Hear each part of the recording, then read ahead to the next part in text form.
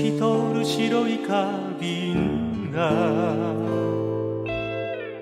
あなたの胸の奥でひび割れます。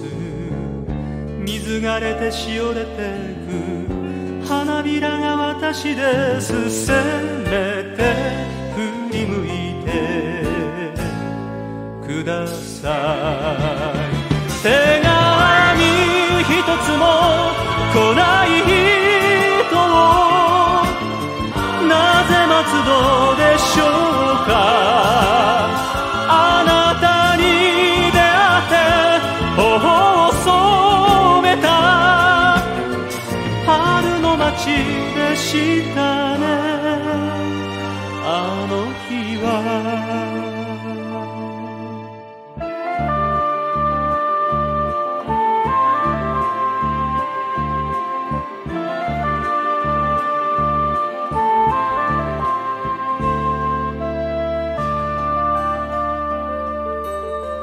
透き通る白い花瓶の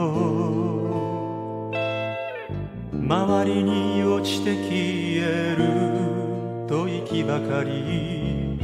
優しさに酒もせず悲しみに枯れもせず、今日もカレンダーめくる。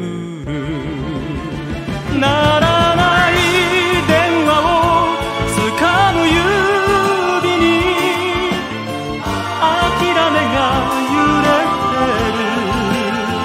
恋する言葉をささやかれた夏の海でしたね。